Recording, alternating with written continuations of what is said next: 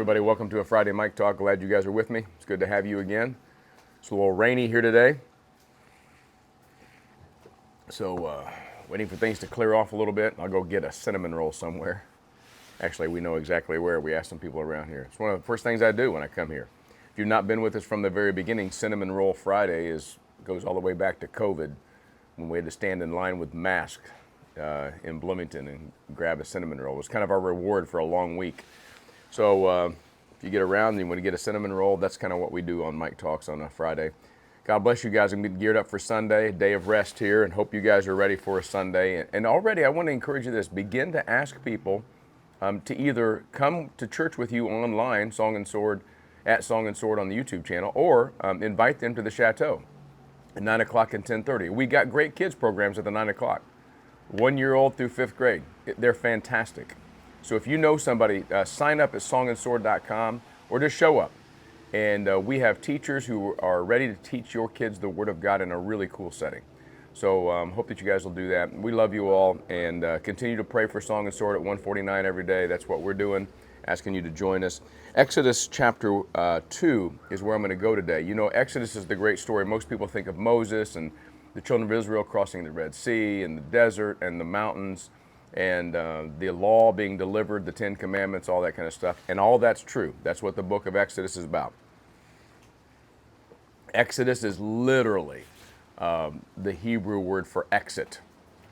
And in fact, if you go to the Holy Land with me, by the way, next year, at the end of 2024, in November of 2024, we're going to the Holy Land, Lord willing, and He hasn't come back yet. And when you walk around there and you see exit signs in the Holy Land, in Israel, it's the word Exodus. So how do you get out? How do you get out from where you're at? Well, we've been talking about God seeing us all day long, and that brings us to this verse today. Exodus chapter 2, verse 23. During those many days, the king of Egypt died, and the people of Israel groaned because of their slavery, and they cried out for help.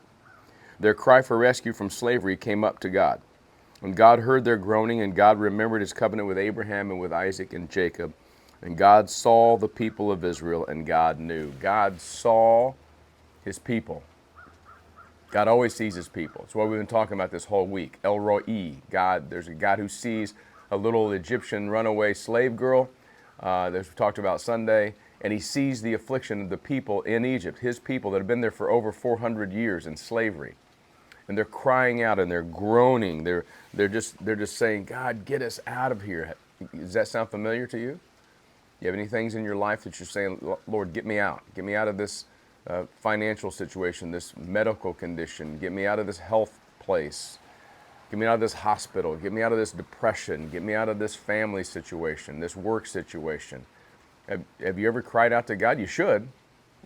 Because here's what we understand, that God hears those cries for help.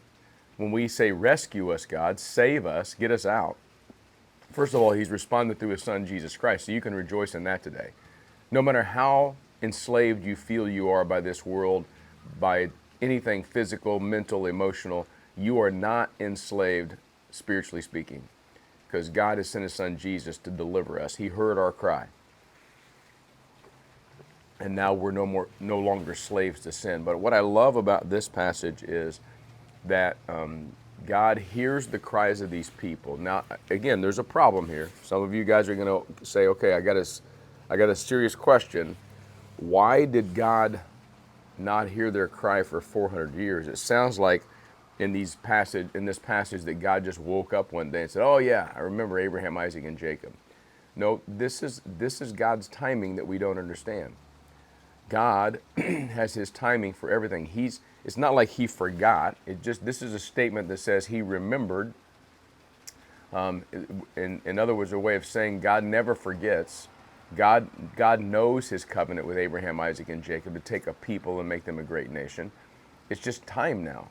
So you think about this. If God would have delivered the people, the descendants of Abraham, Isaac, and Jacob, 100 years earlier, or 200 years earlier, or 300 years earlier, they would not have been the mighty nation that marched out of Egypt. It would not have been as spectacular. God has timing in your life. He's trying to do something that brings glory to His name and gets you in the place where He knows you need to be. That's what He's waiting for. So keep praying, keep crying out, keep groaning, keep asking God to deliver, cry out for help, because He remembers every promise He's ever made, and He will make it at just the right time. Because God saw the people of Israel, God will see me and you. He sees us right now. Happy Friday, kids. Think about that as you're munching on that cinnamon roll. And then go for a longer walk, because you need to burn those calories off. Peace.